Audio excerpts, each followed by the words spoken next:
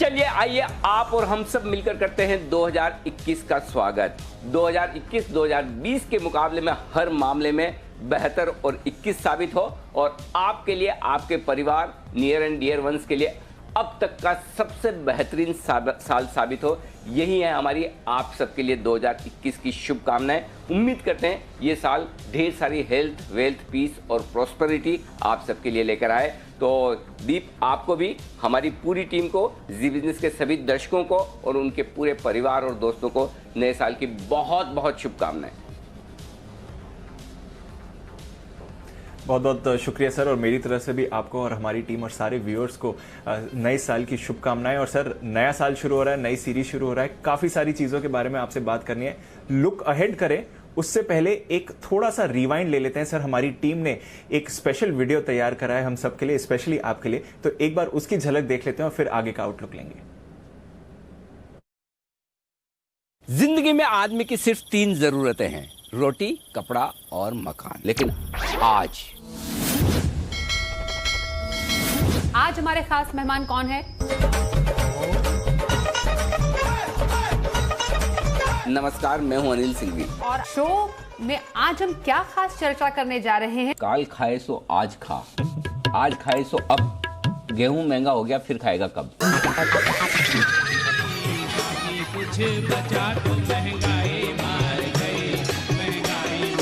यही सुना है ना। और इसमें भी अगर एक बार गौर करें, जरा आंख बंद करके शांति से एकांत में सोचें, तीनों में सबसे ज्यादा जरूरत किसकी है? जोशी जी हेल्प, ब्लॉक हो गया है दिमाग एकदम अब।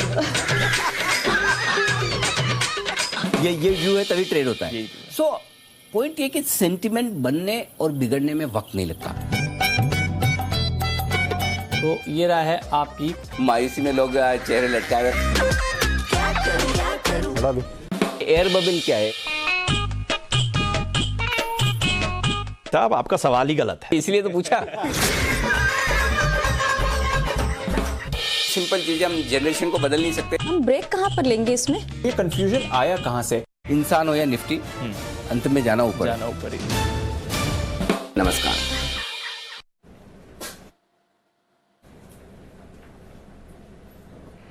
तो बाकी सब चीजें भूल जाइए। कैसी लगी हमारी खास पेशकश? चेहरे याद रखिए, 2020 एक मुश्किल भरा साल था।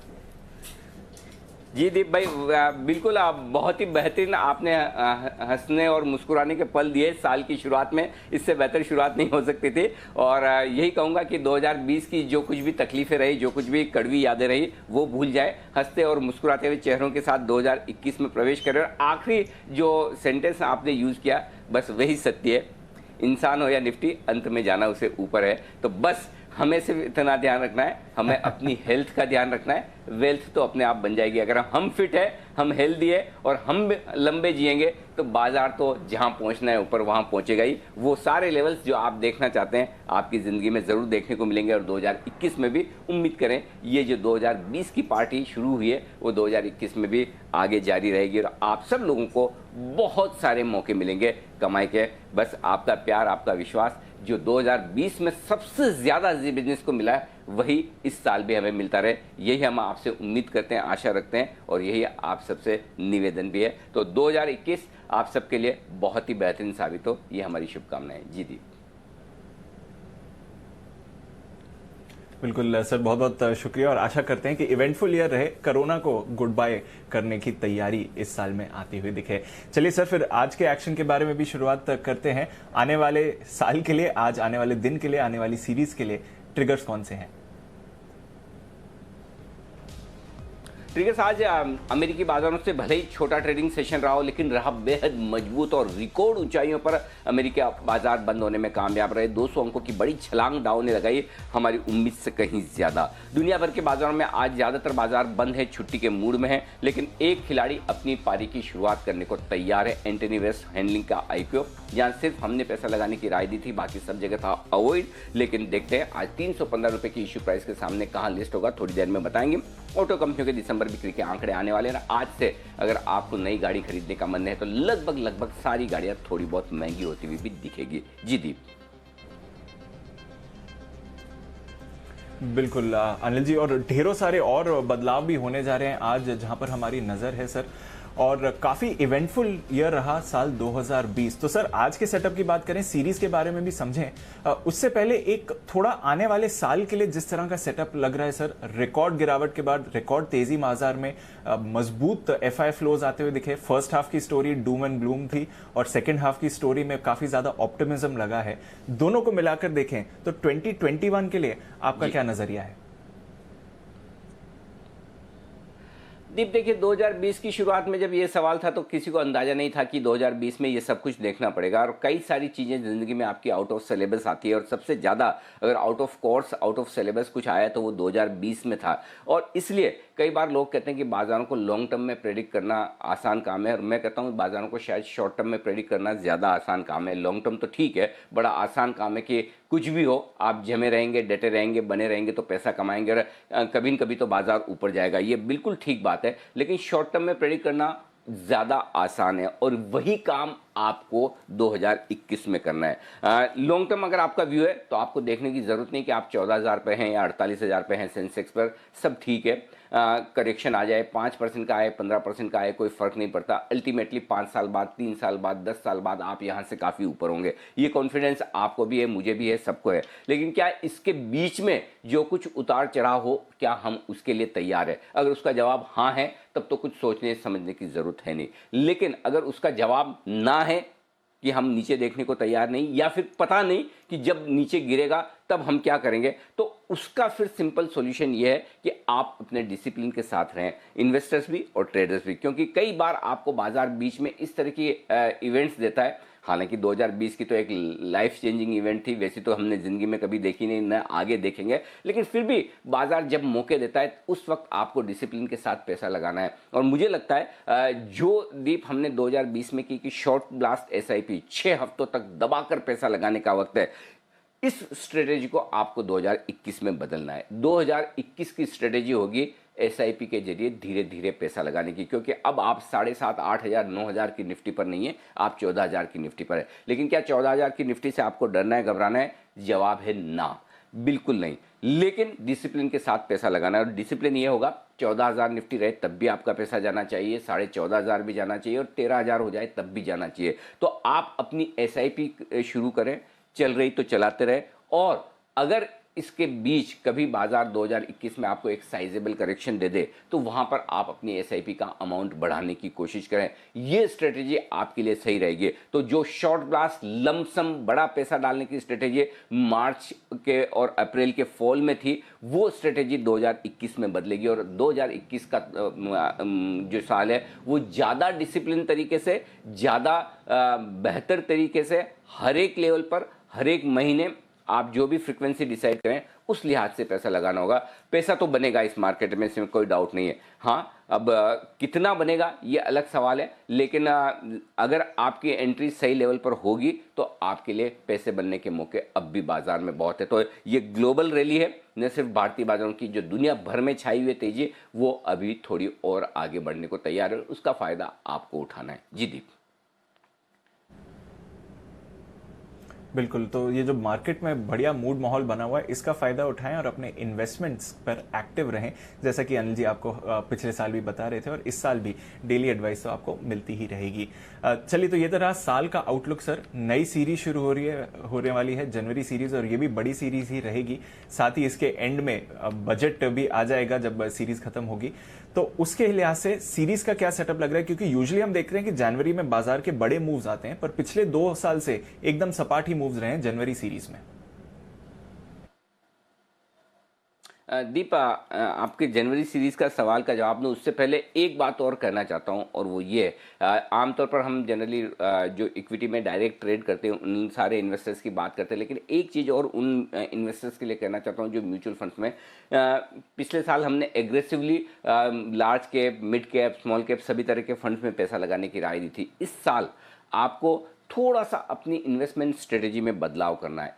एक, बैलेंस फंड्स आपके लिए इस साल बेहतर होंगे, पहली बात। दूसरा, जो डायनेमिक एसेट एलोकेशन वाले फंड्स हैं जहां पर फंड मैनेजर अपने दिमाग से मार्केट में इक्विटी और डेट के बीच में अपना एलोकेशन बदलता है, वो फंड्स आपके ज़्यादा काम के होंगे। तीसरी तरह के जो फंड्स काम होंगे वो होंगे फ्लेक्सी फंड्स, जहां पर मार्केट कैप का किसी रेस्ट्रिक्शन के बिना फंड मैनेजर कभी लार्ज कैप्स में अपना पैसा बढ़ा सकता है, कभी मिड कैप्स में, कभी स्मॉल कैप्स में, मार्केट के मूड के हिसाब से। तो कहने का मतलब ये है कि इस साल मार्केट में जो फंड मैनेजर्स हैं, जो स्कीम्स हैं, उनकी परफॉर्मेंस इस बात पर आंकी जाएगी कि वो कितने एक्टिवली अपने पोर्टफोलियो को शफल कर सकते हैं, किस तरह से वो लार्ज कैप से मिड कैप से या मिड कैप से लार्ज कैप्स में जा सकते हैं, किस तरह से डेट से इक्विटी या इक्विटी से डेट में जा सकते हैं। तो एक्टिव फंड मैनेजमेंट इस साल की थीम होने वाली है। तो अगर आप म्यूचुअल फंड इन्वेस्टर्स हैं, नया पैसा लगाने की सोच रहे हैं, तो आपके लिए 3 तरह के फंड सबसे ज़्यादा बेहतर होंगे। या तो आप थोड़ा सा पैसिव इन्वेस्टमेंट के तौर पर करें तो बैलेंस फंड्स में पैसा लगा लें, जहाँ इक्विटी और डेट दोनों हैं। दूसरा तरीका ये डायनेमिक एसेट फंड, जो एसेट एलोकेशन फंड है, जो डेट और इक्विटी दोनों में लगाते हैं, लेकिन उनका प्रोपोर्शन अलग हो सकता है, वहाँ पैसा लगाएं। और तीसरा जो इक्विटी में सिर्फ पैसा लगा रहे हैं, वो फ्लेक्सी फंड्स में पैसा लगाएं। तो ये स्ट्रेटेजी आपके लिए ज़्यादा कारगर होगी, तो इस पर फोकस करें। और बाकी जो ट्रेडर्स हैं उनके लिए सिंपल 2021 में एक ही स्ट्रेटेजी है, बने रहना है ट्रेंड के साथ।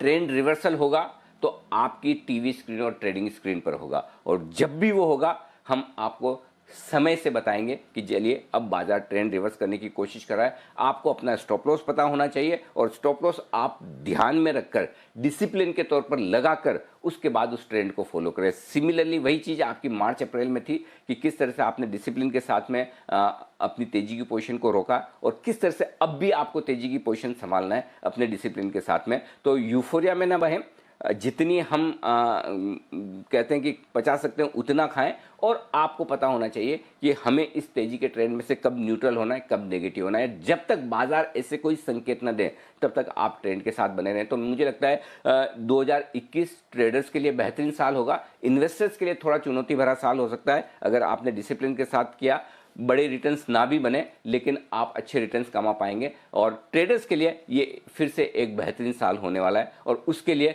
लेवल्स, रेंज, जो भी स्ट्रेटेजी वो लगातार हम कहते रहेंगे। आइए, जो बात आप कर रहे हैं 2021 की पहली सीरीज जनवरी की सीरीज के लिहाज से दीप देखें तो आपके लिए जो संकेत है कहीं कोई ऐसे बुरे हैं नहीं। सबसे पहला संकेत जो जनवरी की सीरीज के लिए मैं पढ़ रहा हूँ वो ये कि निफ्टी में जो ओपन इंटरेस्ट है वो पिछले सीरीज के मुकाबले में बेहतर शुरू होता हुआ दिखा है। 1,18,00,000 शेयर ओपन इंटरेस्ट में, यानी कि कॉन्फिडेंस भरपूर है। ये एक अच्छा आंकड़ा है पहला। दूसरा, 3 महीनों के एवरेज के मुकाबले में अगर आप निफ्टी के रोल ओवर देखें, लगभग बराबर, थोड़े से बेहतर हैं। बैंक निफ्टी के रोल ओवर्स थोड़े से बेहतर हैं। तो रोल ओवर्स को लेकर कहीं कोई दिक्कत वाली बात नहीं है, थोड़े से बेहतर होते हुए आए। लेकिन एक आंकड़ा जो मुझे सबसे ज़्यादा आज पसंद आ रहा है दीप, और उस पर मैं हाईलाइट करना चाहता हूँ। सीरीज की शुरुआत में हम एफआईज के ओपन जो इंडेक्स लॉन्ग पोजीशन है वो 76% पर कर रहे हैं, 76%। कल ये आंकड़ा 63% पर था। कल इंडेक्स में एफआईज की लॉन्ग पोजीशन 63% पर थी। इसका मतलब क्या है? इसका मतलब ये कि एफआईज ने अगली सीरीज में अपनी लॉन्ग रोल ओवर्स को किया है, लॉन्ग पोजीशन को रोल ओवर किया है। ये एक बढ़िया नंबर है, और यही सेम ट्रेंड आपको दिसंबर और नवंबर की सीरीज में भी मिला था। तो पहली अच्छी बात जो आज जनवरी की सीरीज की शुरुआत में मैं कहना चाहता हूँ ये कि एफआईज ने अपने लॉन्ग रोल ओवर्स किए और शॉर्ट रोल ओवर्स को खत्म किया है। ये एक बहुत बढ़िया और बड़ा संकेत है आपके लिए कि एफआईज जनवरी की सीरीज में पॉजिटिव माइंड के साथ और बुलिश मूड के साथ जा रहे हैं। तो इसमें कोई डाउट नहीं। तो ये एक आपके लिए सबसे बढ़िया संकेत आपके लिए आता हुआ दिख रहा है। तो मुझे अगर जनवरी की सीरीज की शुरुआत में सबसे बड़ा कोई अगर एक संकेत लेना है तो ये है। दूसरी बात ये, पिछले 2 साल से जनवरी की सीरीज बेहद शांत रही है, और इस बार भी रहे तो कोई बड़ी बात नहीं। वजह यह कि अब बजट 1 फरवरी को आने लगा है। जब से बजट 1 फरवरी को आने लगा है उसके बाद धीमे धीमे बजट के पहले बाजार दम साधे रहता है। अब इस बार क्या बदल सकता है? इस बार सिर्फ एक चीज बदल सकती है, और वो ये है कि वित्त मंत्री ने पहले ही इंडिकेशन दे दी कि इस बार नेवर बिफोर बजट होगा। तो लाइक नेवर बिफोर बजट, तो अगर बजट के पहले उम्मीदें बन जाए और ग्लोबल मार्केट्स मजबूत है तो इस बार की सीरीज वैसे ही कमाल कर सकती है जैसी 2014 से 2018। 2014 से 2018 अगर आप जनवरी सीरीज देखें तो गजब, 4% से 6% की रेंज के रिटर्न जनवरी की सीरीज में आए। तो मेरा ये मानना है कि पिछले 2 साल 2019 और 2020 में भले जनवरी सीरीज थोड़ी ठंडी रही हो, लेकिन इस बार बजट की उम्मीदें और ग्लोबल मार्केट्स की तेजी जनवरी सीरीज में जोश भर सकती है और ये सीरीज भी एक और कमाल वाली सीरीज हो सकती है। तो पूरी तरह से आप अपने सीट बेल्ट बांधकर तैयार हो जाइए। कम से कम जनवरी की सीरीज का फर्स्ट हाफ तो दमदार रहेगा, बढ़िया तेजी वाला रहेगा। आगे देखेंगे फिर होता है क्या बजट के जैसे जैसे नजदीक पहुंचेंगे। बिल्कुल, तो बजट के नज़दीक पहुंचेंगे तो थोड़ा एक्शन और बढ़ सकता है, पर ज़रूर आज से जो बजट के लिए तैयारी हो रही है वो भी एक नया ट्रिगर आपके लिए मार्केट के साथ जुड़ता जा रहा है। बाइडेन साहब की स्वेरिंग इन सेरेमनी भी होने वाली है 20 तारीख को, वहां पर भी नजर रहेगी और ढेरों और ग्लोबल एक्शन आ रहे हैं जो रोज अनिल जी हमें समझाएंगे भी। और आज ऑफकोर्स बग्गा साहब भी जुड़ने वाले हैं 2021 ग्लोबल आउटलुक के लिए, तो वहां पर भी आप नजर जरूर डालिएगा। चलिए सर, आज का फिर थोड़ा सेटअप समझ लेते हैं। आज तो ग्लोबल क्यूज ऑलमोस्ट मिसिंग रहेंगी जहां तक आज के एक्शन का सवाल है, पर कल शाम एक बार फिर से 2021 को बढ़िया सेंड ऑफ दिया अमेरिकी बाजारों ने सर। बिल्कुल, कोई मतलब इससे बढ़िया आप 2020 की समाप्ति की उम्मीद नहीं कर सकते हैं, खासतौर से जिस तरह से पूरे साल भर में हमने जो कुछ देखा समझा किया। संकेतों में आज दीप कमेंट्री में बहुत ज़्यादा बदलाव है नहीं, सारे के सारे वही हैं ट्रिगर्स जो कल थे। ग्लोबल पॉजिटिव, एफआईज पॉजिटिव, घरेलू फंड्स के नेगेटिव हैं, सेंटिमेंट पॉजिटिव है, एफएनओ के संकेत न्यूट्रल है। सीरीज की शुरुआत में एफएनओ के संकेत बेहतर हैं। पिछली सीरीज की शुरुआत में बड़ी लॉन्ग पोजीशन के साथ आपको याद होगा हम 1.89 के पुट कॉल रेशियो पर शुरू हुए और इसलिए हमने कहा था कि एक आध झटका लगेगा। सीरीज की शुरुआत में वो झटका लग गया, पोजीशन हल्की हुई, फिर से बढ़ चले। इस बार सीरीज की शुरुआत हम बड़े सधे हुए पुट कॉल रेशियो के साथ 1.52 पर करने, बहुत बढ़िया। आज के लिए जो सपोर्ट जो है शिफ्ट होता दिख रहा है ऊपर की तरफ, 13,875, 13,935, ये अब आज आपके लिए मजबूत सपोर्ट का काम करेगा और उम्मीद करता हूं ये लेवल, ये रेंज ही बाजार होल्ड करता हुआ दिखेगा। फिर भी इसके नीचे का जो मजबूत सपोर्ट जोन निकल कर आता है वो 13,800, 13,850 है, जिसकी जरूरत नहीं पड़ेगी। ऊपरी स्तरों पर निफ्टी के लिए 14,000, 14,025 हल्की रुकावट का लेवल है। इसको पार करने के बाद 14,075, 14,125 निफ्टी का अगला टारगेट आज के लिए बन सकता है। बैंक निफ्टी का जहां तक सवाल है 31,000, 31,100, इस 100 पॉइंट की रेंज में बैंक निफ्टी सपोर्ट लेने की कोशिश करेगा। पहला सपोर्ट वहां होगा, इसके नीचे फिसलने की संभावना कम है, लेकिन 30,875, 30,925, ये 50 पॉइंट की रेंज अगला मजबूत सपोर्ट दिन के लिहाज से बैंक निफ्टी पर बनेगा। ऊपरी स्तरों पर बैंक निफ्टी थोड़ा अटकता रुकता हुआ दिख रहा है। 31,400, 31,500 हल्की रुकावट वाला लेवल है। एक बार 31,500 को पार किया तो फिर 31,750, 31,850 की रेंज में बैंक निफ्टी की जाने की कोशिश हो सकती है। दीप ओके, तो ये है आपके लिए रेंज जो निकल कर आ रही है। दिन की क्या रेंज होगी सर, वहां पर क्या नजर रख रहे हैं आप? 13,935, 14,000, ये दिन की छोटी रेंज है दीप, जिस पर आपको फोकस करना है। बड़ी रेंज जो मीडियम रेंज जो निकलेगी 13,875 से 14,025, ज़्यादा संभावना है कि हम इसी रेंज में काम कर लें, लेकिन फिर भी 14,025 के पार निकलकर और आगे बढ़ने की तैयारी अगर बाजार करते हैं तो फिर ऐसे में 13,850, 14,075 दिन की बड़ी रेंज आप मानकर चल सकते हैं। बैंक निफ्टी 31,000, 31,400, 31,100, 31,400 ये दिन की छोटी रेंज होनी चाहिए।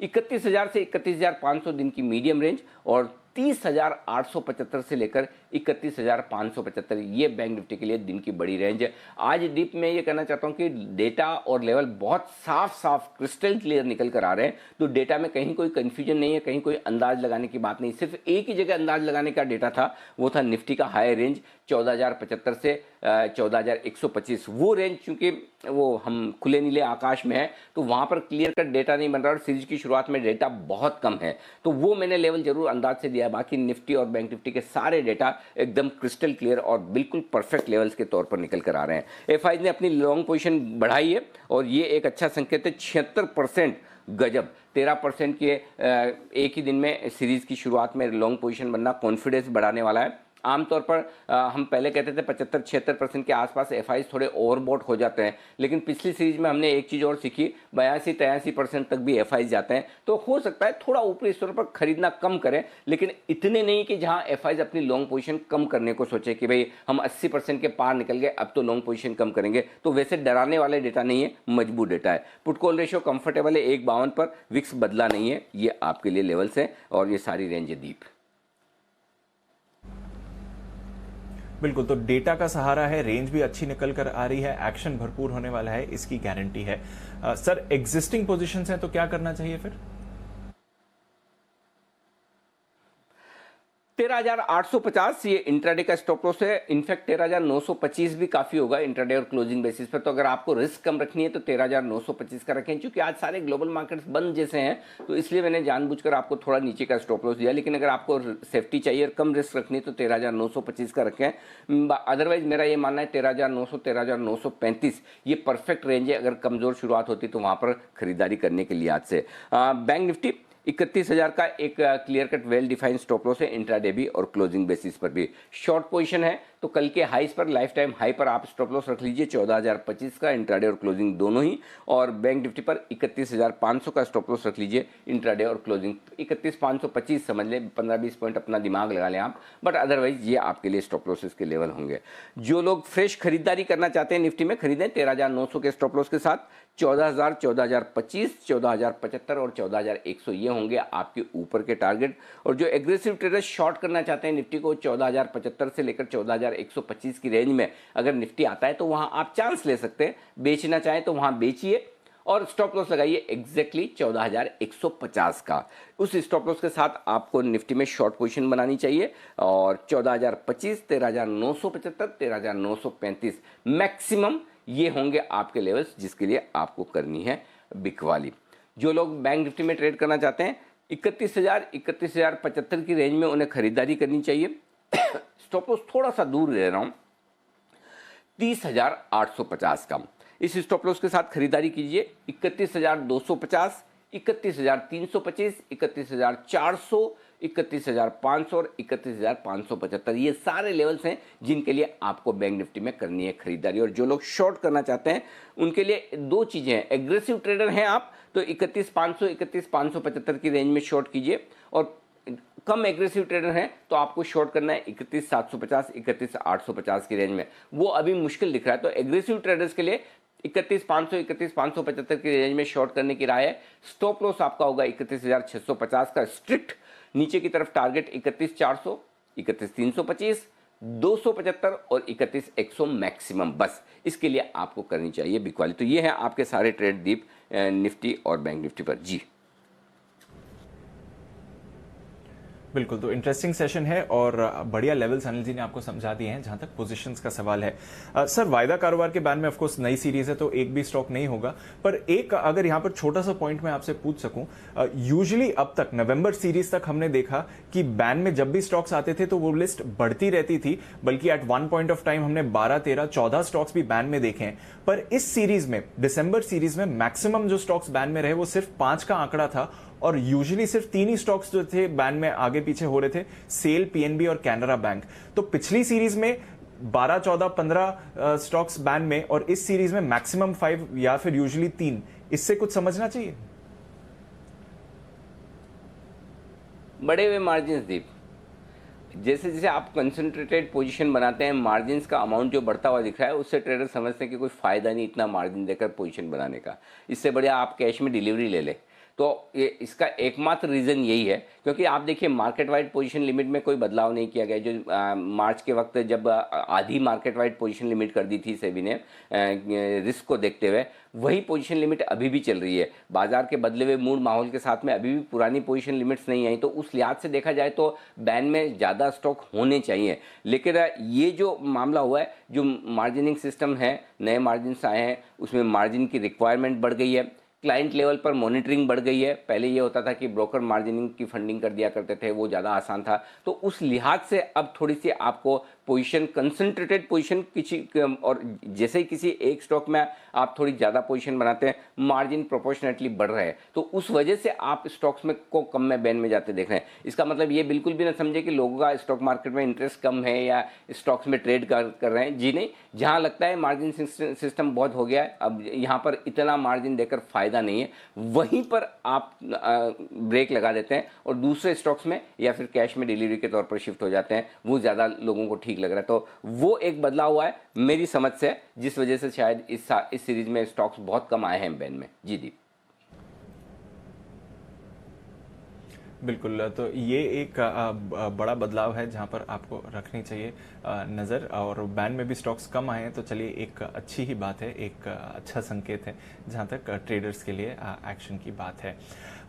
सर, थोड़ा फंड डेटा अब समझाएं, किस तरह से सेटअप लग रहा है, और नई सीरीज की शुरुआत है तो वायदा कारोबार से कौन से लेवल्स इंपॉर्टेंट रहेंगे? डीप फंड लेवल्स पे बहुत ज़्यादा कल के डेटा काम के इसलिए नहीं क्योंकि एक्सपायरी का इम्पैक्ट उसमें है। 1136 करोड़ की कैश में खरीदारी एफआईज की है, 258 करोड़ की घरेलू फंड की बिकवाली है, ठीक है। प्रीमियम काफ़ी घटी है, प्रीमियम 50 पॉइंट से घटकर 28 पॉइंट की रही है जनवरी फ्यूचर्स में निफ्टी के, और बैंक निफ्टी में 117 से 39 पॉइंट। तो मैं उम्मीद करता हूँ थोड़ी सी प्रीमियम आज बढ़नी चाहिए। सबसे अहमियत वाला लेवल है 14,000 का निफ्टी पर। 13 लाख शेयरों का ओपन इंटरेस्ट पुट में है और 20 लाख शेयरों का ओपन इंटरेस्ट कॉल में है। मजे की बात देखिए, सीरीज की शुरुआत में हफ्ते वाली जो सीरीज है, हाईएस्ट ओपन इंटरेस्ट पुट में है 13,900 पर 14 लाख शेयरों का, और हाईएस्ट ओपन इंटरेस्ट कॉल्स में 14,000 पर 20 लाख शेयरों का। तो मतलब 100 पॉइंट की रेंज में दोनों ही तरफ ओपन इंटरेस्ट है, यानी कि 14,000 के ऊपर निकलकर टिके और मजबूत हो जाएंगे, 13,900 के नीचे निकले तो थोड़ी सी हल्की सी कमजोरी दिखेगी। वायदा कारोबार की ये डेटा है। एक और इंटरेस्टिंग डेटा है, हालांकि हफ्ते की सीरीज का पहला दिन है, महीने की सीरीज का भी पहला दिन है, और महीने की सीरीज में भी कॉल राइटर्स 14,000 पर खड़े हैं हाईएस्ट ओपन इंटरेस्ट पे। इन्हें ध्यान रखना है, इन्हें सावधान रहना है। पिछली बार 13,000 के कॉल राइटर्स भी पुट इसी तरह से अड़ियल बने रहे कि क्या फर्क पड़ता है, सीरीज में एक झटका लगेगा, वापस हम प्रॉफिट में आ जाएंगे। और 13,131 का लो जो बनाया निफ्टी ने एक बार की 21 तारीख को, उसमें आप कवर भी नहीं कर पाए, जब तक सोचे तब तक वापस निफ्टी ऊपर आ गया। वही गलती 14,000 के कॉल राइटर्स कर रहे हैं मंथली सीरीज वाले। अगर ये कॉल राइटर्स एफआईज हैं, अपने पोर्टफोलियो को हेज करने के लिए आज से कर रहे हैं तब तो ठीक। अगर इंडिविजुअली आप कॉल राइटर हैं तो आप मंथली सीरीज में अगर आपने अपने 14,000 के ऑप्शंस को कॉल ऑप्शन को राइट किया है तो आप अपना स्टॉप लॉस जरूर लगा कर रखें। ऐसा ना हो कि 9 दिसंबर की तरह ये सीरीज भारी पड़ जाए कॉल राइटर्स को। तो कॉल राइटर्स को बहुत सावधानी से अपने स्टॉप लॉस लगाने, ये मैं सीरीज के पहले दिन कह रहा हूं, क्योंकि 14,000 के लेवल पर ही वीकली और मंथली दोनों सीरीज में कॉल राइटर्स सबसे ज्यादा वहीं खड़े हैं। वीकली में 20 लाख शेयर है, मंथली में 19 लाख शेयर। तो ये है दीप आपके लिए निफ्टी। बैंक निफ्टी डेटा बहुत कम है, 31,000 सपोर्ट दिख रहा है, 31,500 हल्की रुकावट है। डेटा 4-5 लाख शेयरों का, इससे कोई खास फर्क पड़ता नहीं। जी दीप। ओके, ये है आपके लिए इम्पोर्टेंट लेवल्स जहां पर आपको रखनी है नज़र वायदा कारोबार के लिहाज से। अच्छा sir, stock of the day तो आपसे यूजुअली लेते ही हैं, पर क्योंकि नए साल की शुरुआत है तो एक पिक बनता है सर 2021 के लिए। तो एक बिगुल अनिल जी के लिए पिक फॉर 2021।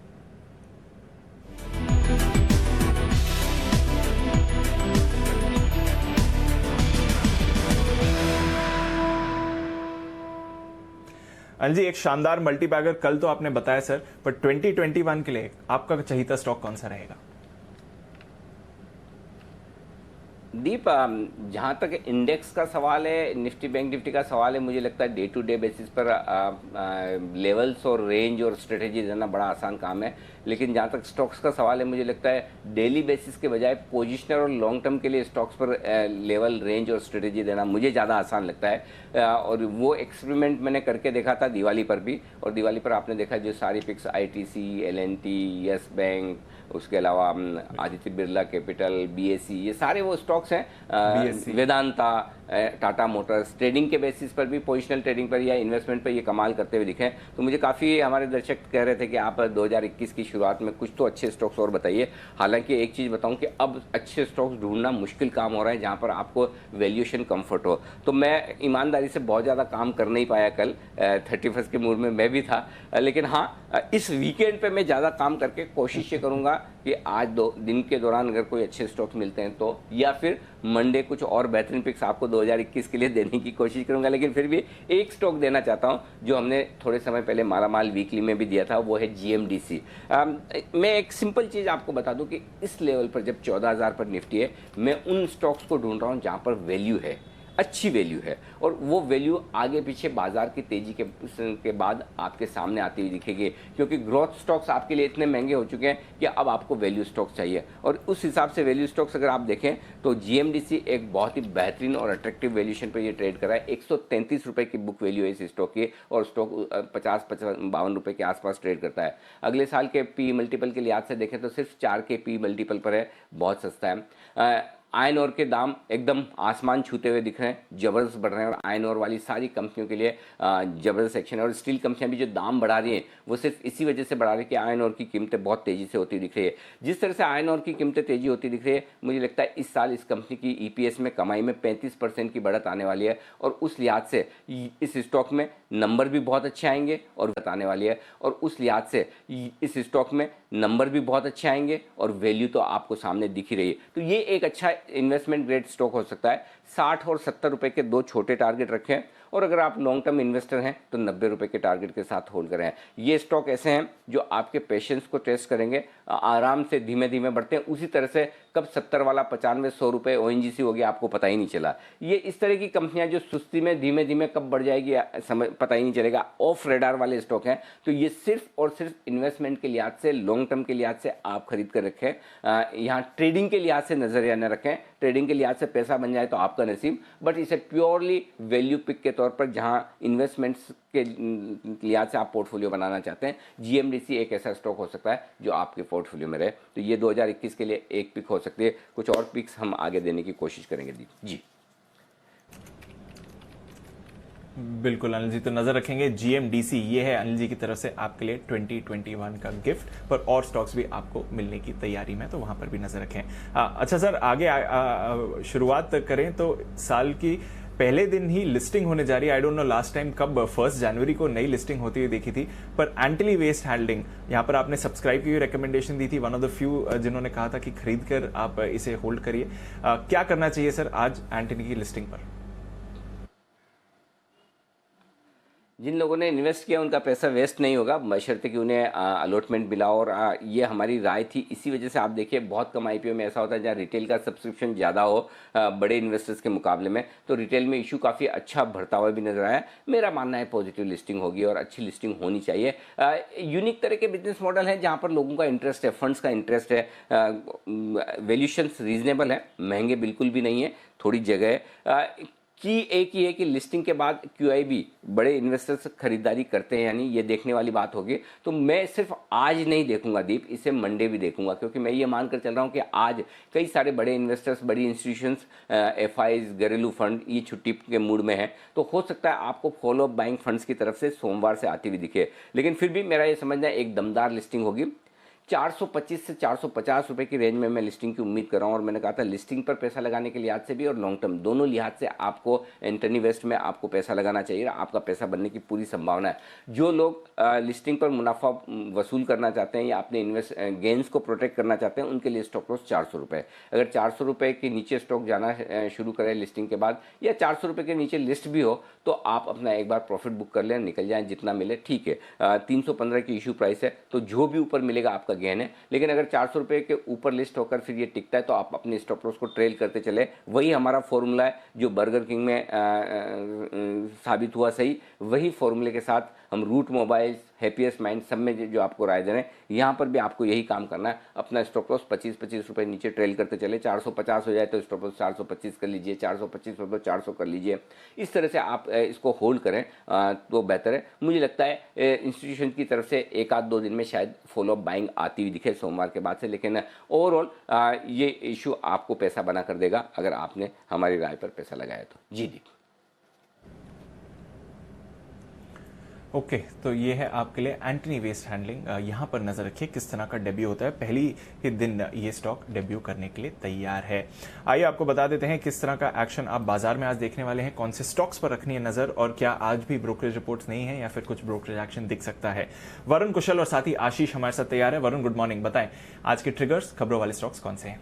गुड मॉर्निंग दीप। देखिए, सबसे पहले ट्रिगर्स में तो आप लोग ने एंटनी वेस्ट मैनेजमेंट की वेस्ट हैंडलिंग की बात कर ही ली है, तो ये आईपीओ आज लिस्ट होने वाला है, ये लिस्टिंग होने वाली है। इसके अलावा आज से 3 शेयर जो है वो दरअसल वायदा बाजार में शामिल हो जाएंगे। इसमें आरती इंडस्ट्रीज, डॉक्टर लाल और HDFC AMC शामिल है। ऑटो कंपनियां दिसंबर बिक्री के आंकड़े जारी करेंगी, साथ ही साथ ऑटो कंपनीज आज से अपने दाम भी बढ़ाने वाली है, तो ये पूरा स्पेस काफ़ी फोकस में रहने वाला है। TCS का 16,000 करोड़ का जो बायबैक है आज बंद होने वाला है, 3,000 रुपये की बायबैक की प्राइस थी। इसके अलावा इंजीनियर्स इंडिया लिमिटेड का 587 करोड़ का बायबैक जो है इसकी आज रिकॉर्ड डेट है माफ़ कीजिएगा, जो बायबैक का प्राइस है 84 रुपीज़ प्रति शेयर का रखा गया है। महाराष्ट्र में आज से स्टैम्प ड्यूटी की नई दरें जो है वो लागू होंगी। आज से 31 मार्च तक ये स्टैम्प ड्यूटी की नई दरें लागू रहेंगी। 3% होगी स्टैम्प ड्यूटी। इसके अलावा इंश्योरेंस कंपनी सरल जीवन बीमा पॉलिसी जो है वो लॉन्च करने वाली है, तो पूरे इंश्योरेंस स्पेस पे आपकी नज़र होनी चाहिए। इसके अलावा सीरम इंस्टीट्यूट और भारत बायोटेक की जो वैक्सीन है उसका आपात इस्तेमाल को लेकर CDSO की एक्सपर्ट कमेटी जो है उसकी आज बैठक भी है 2 बजे, तो यहाँ पे भी आपकी नज़र होनी चाहिए इस मेडिसिन के ऊपर। वहीं स्टॉक स्पेसिफिक IDBI बैंक या IDBI फेडरल लाइफ इंश्योरेंस में जो 23% हिस्सेदारी इन्होंने बेचनी थी उसको इन्होंने कंप्लीट कर लिया है। इसका अपडेट इन्होंने दिया है। MOIL, मॉइल, मैग्नीस और की जो सभी ग्रेड की कीमतें जो है इन्होंने 10 से 15% तक बढ़ा दी है। रेन इंडस्ट्रीज, इस कंपनी ने कनाडा और US में अपनी जो सब्सिडरी है उसको बेचा है। बेचने से 637 करोड़ कंपनी को मिले हैं। इस रकम का इस्तेमाल कंपनी अपना कर्ज कम करने में करने वाली है। और सबसे आखिरी में इंटरग्लोब एविएशन, इस कंपनी ने एक अपडेट दिया है कि दिसंबर महीने में कुछ सर्वर्स जो है इस कंपनी के वो हैक हुए थे। कुछ सेगमेंट के डेटा सर्वर में डेटा हैकिंग हुई थी, ऐसा इस कंपनी ने अपडेट दिया है। तो इंटरग्लोब के लिए एक चिंताजनक खबर है थोड़ी सी। ओके, तो ये हैं आपके लिए कुछ खबरों वाले स्टॉक्स। आइए कुछ और स्टॉक्स भी हैं कुशल के पास, वो उनके बारे में भी जान लेते हैं। गुड मॉर्निंग कुशल, बताएं कौन से स्टॉक्स आपके पास? गुड मॉर्निंग दीपांशु, और सबसे पहले हैप्पी न्यू ईयर आपको और अनिल सर को। और इसी के साथ मैं अपने जो स्टॉक्स हैं उसको मैं आगे बढ़ाता हूँ लिस्ट को। और यहाँ पर सबसे पहले महिंद्रा एंड महिंद्रा, यहाँ पर आपको फोकस रखना होगा क्योंकि फोर्ड ने M&M के साथ जो है JV जो वो अनाउंस करने वाले थे 31 दिसंबर जिसकी डेडलाइन थी उसको उन्होंने तोड़ दिया है, उसको कॉल ऑफ कर दिया है। क्योंकि कोविड-19 की जो चिंता है उस वजह से कहीं ना कहीं दोनों कंपनी को लग रहा है कि ये JV आगे कंटिन्यू नहीं करना चाहिए। हालांकि कंपनी ने महिंद्रा एंड महिंद्रा ने कहा है कि इस डिसीजन का उनके प्रोडक्शन प्लान पर कोई भी असर नहीं होगा। साथ ही भारत इलेक्ट्रॉनिक्स लिमिटेड यहाँ पर फोकस रखिए क्योंकि रक्षा मंत्रालय ने 10 links U2 fire control system खरीदने के लिए BL को ये ऑर्डर देते हुए नजर आए और ऑर्डर का अमाउंट काफी सिग्निफिकेंट है। आप देखिए 1355 करोड़ का ऑर्डर जो है ये इनको मिलता हुआ नजर आया है। साथ ही JSPL यहाँ पर इनको गारे पाल्मा माइन जो है उसको जो है इस कोल मंत्रालय ने कंपनी को सफल बिडर घोषित किया है। तो JSPL के लिए भी काफी पॉजिटिव न्यूज ये आती हुई नजर आ रही है। साथ ही IRB इंफ्रा, यहाँ पर इनका जो थाने घोड़बंदर BOT प्रोजेक्ट है उसकी जो कंसेशन पीरियड है उसको एक्सटेंड कर दिया गया है 30 जनवरी 2021 तक। और ऐसा भी अनुमान लगाया जा रहा है कि जो अथॉरिटी है वो इसको और भी फर्दर एक्सटेंड कर सकती है जिस तरह से एप्लीकेशन फाइल किया गया है। इसके अलावा जाइडस, टोरेंट फार्मा और सन फार्मा आपको अपने रेडार पे रखना होगा क्योंकि NPPA ने 7 दवाइयों की जो कीमतें हैं वो तय कर दी है जो नेशनल फार्मास्यूटिकल प्राइसिंग अथॉरिटी है। तो यहाँ पर भी फोकस रखिए। और 2 IT कंपनियां जो है अपने नतीजे घोषित करेगी जिसमें जो बाजार का दिग्गज है TCS 8 जनवरी को जो है अंतरिम डिविडेंड जो ये थर्ड इंटरिम डिविडेंड घोषित कर सकते हैं। और साथ ही Q3 के नतीजों पर तो चर्चा होगी तो उस टाइम पे भी वो डिक्लेयर करते हुए नजर आएंगे। और डिविडेंड अगर डिक्लेयर होता है तो इसकी रिकॉर्ड डेट 16 जनवरी तय की गई है। साथ ही जेंजा टेक, यहाँ पर भी जो Q3 के नतीजे और अंतरिम डिविडेंड है उसकी 21 जनवरी को बोर्ड बैठक होगी और जो डिविडेंड की रिकॉर्ड डेट तय की गई है वो है 1 फरवरी।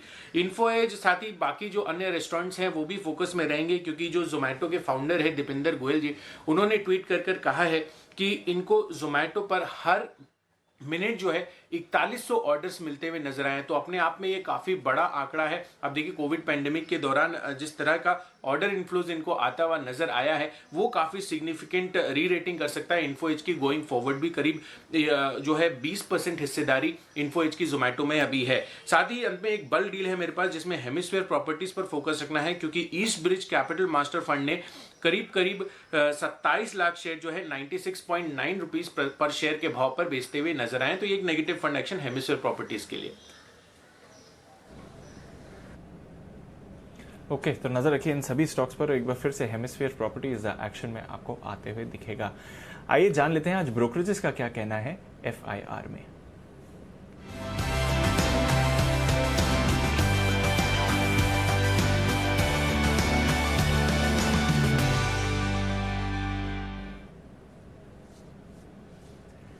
गुड मॉर्निंग आशीष, क्या आज ब्रोकरेज की तरफ से कुछ एक्शन है? सरप्राइजिंगली गुड मॉर्निंग दीपांशु, देखिए है एक रिपोर्ट है लेकिन ज्यादा दम नहीं नजर आ रहा है। जुबिलेंट फूडवर्क्स पर रिपोर्ट आई है, कहो तो मैं बताऊं। बताइए आशीष, रिपोर्ट एक तो है, एटलीस्ट ये खुशी की बात है, क्या कहना है जुबलेंट फूडवर्क्स पे?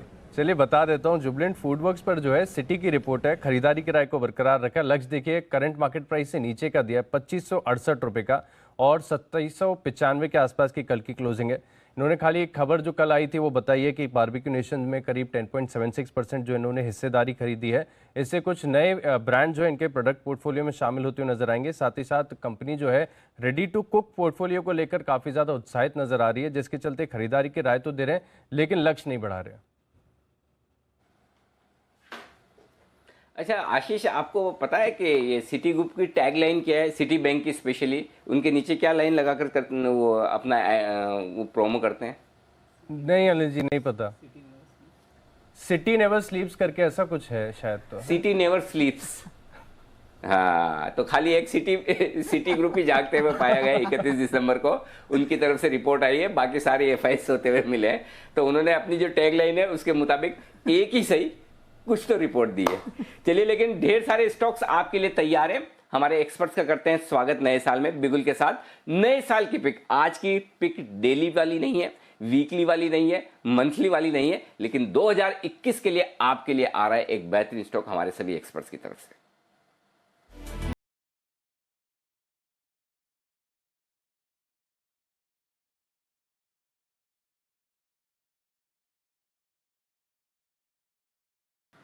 आप सबका स्वागत है और सबसे पहले शुरुआत करते हैं हमारे पैनल में सबसे वरिष्ठतम और सबसे ज्यादा अनुभवी सदस्य के साथ, शर्मा साहब। सुप्रभात शर्मा साहब, नववर्ष की शुभकामनाएं। सर बताएं आपका इस साल के लिए शेयर जो आप चुनना चाहेंगे। सर जी, ये हमारे लिए एक ये महीना है और मौसम न तो मौसम बदला है न कुछ और बदला है, कैलेंडर बदला है। तो बजट के बाद देखेंगे, जब हमारा मौसम आएगा, नववर्ष आएगा मार्च अप्रैल के अंदर, उस वक्त आप सबको बधाई देंगे, नया स्टॉक भी देंगे। तो मैं आपसे बिल्कुल सहमत हूं अनिल जी कि इस मौके पे बहुत जरूरी है, आवश्यक है कि आप चौकन्ने रहें और पोजिशनल ट्रेड जो आप बोल रहे हैं उसी तरह की पोजिशंस लें। पर साल भर के लिए अगर कुछ एक सेक्टर बताना हो तो मैं समझता हूं कि एक सेक्टर वो है जो फाइनेंशियल, जो IT इंडस्ट्री के अंदर वो कंपनियां जो प्रोडक्ट बनाती हैं, जो प्रोडक्ट बेचती हैं, उनके ऊपर ध्यान दीजिए। बिकॉज वहां पे अगर रिजल्ट देखेंगे, रिजल्ट अगर बढ़ रहे हैं तो ये इसके अंदर कोई आपको सरप्राइज नहीं मिलेगा। आगे आगे जैसे जैसे कंपनी की सेल्स बढ़ेगी उनकी प्रॉफिटेबिलिटी भी बढ़ती है। तो इनके ऊपर नजर रखिए, पूरी इंडस्ट्री के ऊपर। इसमें हमारे पास कोई कवरेज नहीं है, अदरवाइज मैं आपको स्टॉक भी बता सकता था, खुद के पोर्टफोलियो में जरूर है, लेकिन मैं उसका जिक्र अभी नहीं कर सकता। जी ओके, चलिए, तो ये आपके लिए, लेकिन आपकी हमेशा जो पिक ऑफ द डे रहती है और जो आप स्टॉक ऑप्शंस के जरिए बताते हैं वो बताएं सर। जी अनिल जी, उसके लिए हम जिक्र कर सकते हैं माइंट्री का, जो हमने कल शाम को आपके 7:30 के शो में बताया था। तो वहां पे 1700 की कॉल ली जा सकती है 65 रुपए के ऊपर। स्टॉप लॉस रहेगा इसमें करीब 53 रुपए का और टारगेट रखा जा सकता है करीब 82 रुपए का। ये स्टॉक दरअसल 1657 पे क्लोज हुआ है। जो याद रहे कि अक्टूबर के अंदर ये स्टॉक 1600 के ऊपर पहली बार क्लोज हुआ था और अब लगता है कि एक बार नए सिरे से वापस तेजी करने के मूड में ये स्टॉक है।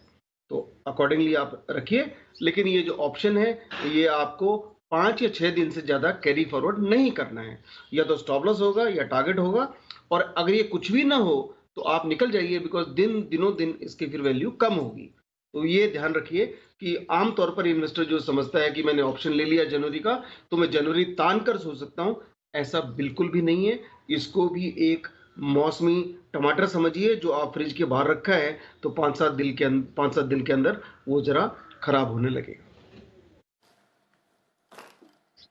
परफेक्ट, तो ये है आपके लिए ऑप्शन में खरीदारी करने की राय। बंसल जी सुप्रभात, नया साल मुबारक हो। बताएं सर आपकी pick.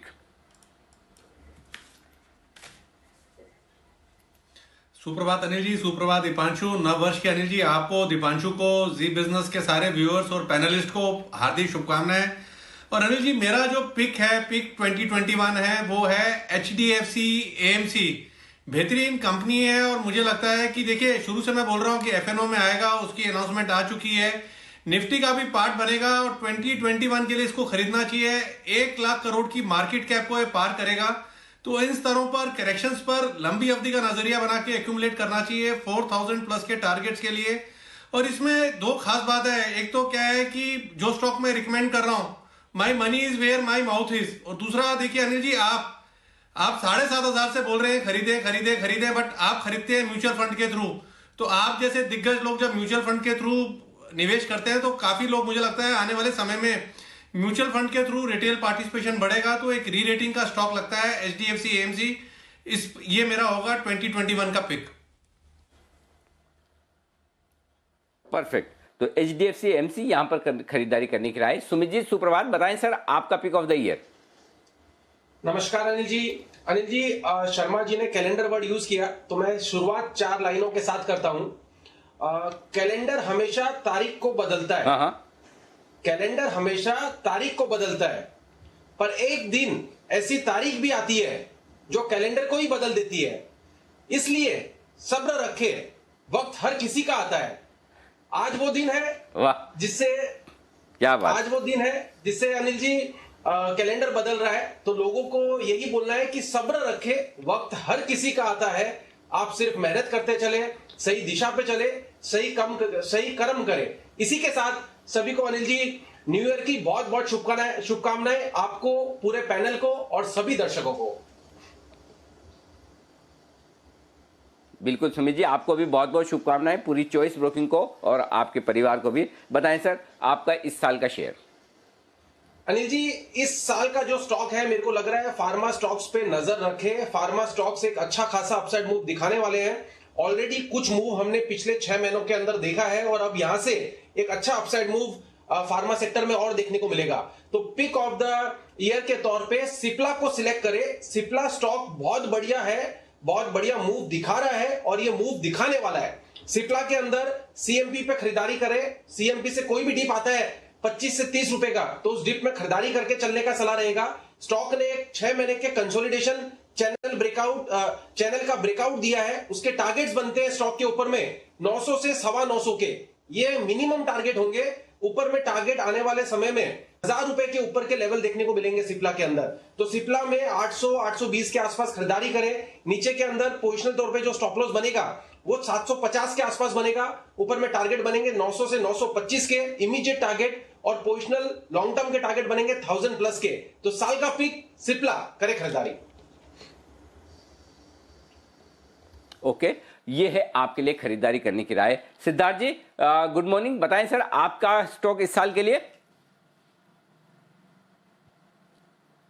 Good morning Anil ji, good morning सभी को, सारे दर्शकों को, सारे पैनलिस्ट को हैप्पी न्यू ईयर, साल की बहुत बहुत शुभकामनाएं।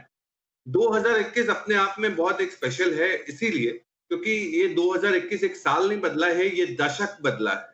ये नए दशक में हम आए हैं, तो मुझे लगता है कि नया दशक भारत के नाम होगा, और भारत के नाम जब है तब भारत की इक्विटी ही चलेगी। तो आज 2021 के हिसाब से मुझे जो बहुत कन्विक्शन लगता है वही स्टॉक लेके आया हूं पूरे साल के लिए निवेश की राय, और वो स्टॉक नीले नीले अंबर पर जाने के लिए रेडी है, बहुत हद तक चला भी गया है और आकाश में जाएगा, और वो है अंबर एंटरप्राइज। बहुत सारे कारण है, पर 3 महत्वपूर्ण कारण है अंबर एंटरप्राइजेस खरीदने के लिए, और टारगेट होगा 3000 रुपए का। सबसे बड़ा कारण है कि जो अंबर एंटरप्राइजेस ग्रो करेगा, इंडस्ट्री से काफी ज्यादा ग्रो करेगा, करीबन 15% की ग्रोथ एक्सपेक्ट कर सकते हैं। दूसरा, नए प्लांट खुलने वाले हैं, एक पुणे में आ रहा है, एक साउथ इंडिया में आ रहा है, तो नए प्लांट्स भी आ रहे हैं जिससे कैपेसिटी 40% से बढ़ जाएगी आने वाले 1-2 सालों में, और जो उनकी आय है 36% से ग्रो करेगी, और मुनाफा 85% से ग्रो करेगा आने वाले 2 सालों में। अंबर एंटरप्राइजेस कन्विक्शन आइडिया है 2021 का 3000 रुपए के टारगेट के लिए, और ये आत्मनिर्भर भारत है, इसीलिए बोल रहा हूं नए दशक में अब भारत का नाम रहे। बिल्कुल। शुभम जी करिए शुभ शुरुआत अगले साल की, बताएं सर आपका share. Good morning Anil ji, good morning Deepanshu जी, और आप सभी को नववर्ष की शुभकामनाएं। तो आज का जो मेरा जो पिक है ये आने वाले साल के लिए वो है पेज इंडस्ट्री, और पेज इंडस्ट्री में 2020 में जितना हमने टारगेट दिया था वो तो सब अचीव हो गया, लेकिन अब नए टारगेट के लिए मुझे लगता है कि अभी भी स्टॉक में अगर हम निवेश के तौर पे अगर देखें तो मुझे लगता है कि इसमें काफ़ी अच्छा अपसाइड आता हुआ दिखना चाहिए। तो स्टॉक में 2 साल से कंसोलिडेशन हमें देखने को मिल रहा था और अब जाकर के 2 साल के हाईस को ये पार कर पाया है। तो मुझे लगता है जो प्रीवियस ऑल टाइम हाई है स्टॉक में वो जल्दी आने वाले समय में हमें फिर से रिटेस्ट होता हुआ दिखेगा। तो पेज इंडस्ट्री को पोर्टफोलियो में खरीदने की राय है। 2021 का मेरा ये आज का पिक होगा और यहाँ पे जो पेज इंडस्ट्री में टारगेट है वो मुझे लगता है कि 36,000 रुपये तक के टारगेट इसमें आते हुए दिखेंगे और अगर स्टॉप लॉस मेंटेन करना है तो 24,000 के आसपास एक इंपॉर्टेंट सपोर्ट है, तो उसके नीचे अब जाता हुआ नहीं दिखता है ये स्टॉक। तो 36,000 तक के टारगेट के लिए पेज इंडस्ट्री पे खरीदारी की राय। क्या बात है। तो पेज इंडस्ट्री में 36,000 के टारगेट के लिए बड़ी खरीदारी करने की राय है। सचिन जी से भी लेते हैं उनका pick of the day. Sachin ji माफ कीजिएगा, pick of the year. Sachin ji बताएं sir. Good morning. Good morning Anil ji, good morning Deepanshu, आपको और जी की पूरी डायनेमिक टीम को और सारे व्यूवर्स को इस साल की शुभकामनाएं। ये मेरा भी सौभाग्य है कि इस नए साल की और नए दशक की शुभ शुरुआत मैं जी के साथ कर रहा हूँ। सो आई एम श्योर कि ये साल हम सबके लिए स्ट्रेस फ्री, अवेयरनेस भरा और पॉजिटिव भरा होगा। So wish you very happy new year 2021 to all. जहाँ तक पिक का सवाल है, मुझे लग रहा है यहाँ पर गैस स्टॉक्स थोड़े लाइमलाइट में होने चाहिए इस पर्टिकुलर साल में। एंड जिस तरीके से सारे गैस स्टॉक्स का स्ट्रक्चर है, मुझे लग रहा है एमजीएल यहाँ पर काफ़ी इंटरेस्टिंग जंक्चर पे है। तो मुझे लग रहा है यहाँ पर 4 साल के कंसोलिडेशन के बाद मुझे लग रहा है यहाँ पर एक ब्रेकआउट की उम्मीद की जा सकती है। जिस तरीके से इसके मोमेंटम ऑसिलेटर्स या डायरेक्शनल ऑसिलेटर्स है, मुझे लग रहा है ये पर्टिकुलर ब्रेकआउट जल्द ही in the early part of this new year ही होना चाहिए। सो जिस तरीके से स्ट्रक्चर है, यहाँ पर एमजीएल को खरीदने की सलाह होगी। 1400 का एक फाइनल टारगेट होगा। स्टॉप लॉस आपको लगाना है 920 के आसपास। ये स्टॉप लॉस आपको मेंटेन करना है मंथली क्लोजिंग बेसिस पे। एंड बीच में मुझे लग रहा है कि इंटरमीडिएट टारगेट या इंटरमीडिएट स्विंग बन सकता है 1240 के आसपास। तो काफ़ी बड़े कंसोलिडेशन के बाद कुछ ब्रेकआउट के सिग्नल्स आ रहे हैं काफ़ी सारे गैस स्टॉक्स में, और उसमें से मुझे लग रहा है एमजीएल काफ़ी इंटरेस्टिंग जंक्चर पे है। तो इसीलिए खरीदना है एमजीएल को। ओके, तो एमजीएल में करें खरीदारी। और अब बचे हैं कुणाल जी। मैंने सोचा कि कुणाल जी को लास्ट में रखा जाए, आराम से कुणाल जी उठ जाएं, इसी वजह से फ़ोन पहुंच जाएं, फ़ोन अटेंड कर लें, तैयार हो जाएं और उसके बाद कुणाल जी का और हम नए साल का दोनों का साथ साथ में स्वागत करें। कुणाल जी, कुछ भी हो, आप देर आए हो लेकिन दुरुस्त आए हो एकदम। मतलब पीत वस्त्रों में जो आपकी चमक और जो आपकी छटा बिखर रही है स्क्रीन पर, वो लाजवाब है। तो आपको नए साल की बहुत बहुत शुभकामनाएं और साथ ही बताएं सर, इस साल के लिए आपका पसंदीदा शेयर। अनिल जी देखिए, सबसे पहले तो एक अनिल जी गलती आपने की सवेरे कि मैं आज लेट नहीं हुआ। अनिल जी आज मैं समय से पहले आया हूं और अनिल जी आपकी पूरी वार्ता में सुन रहा था।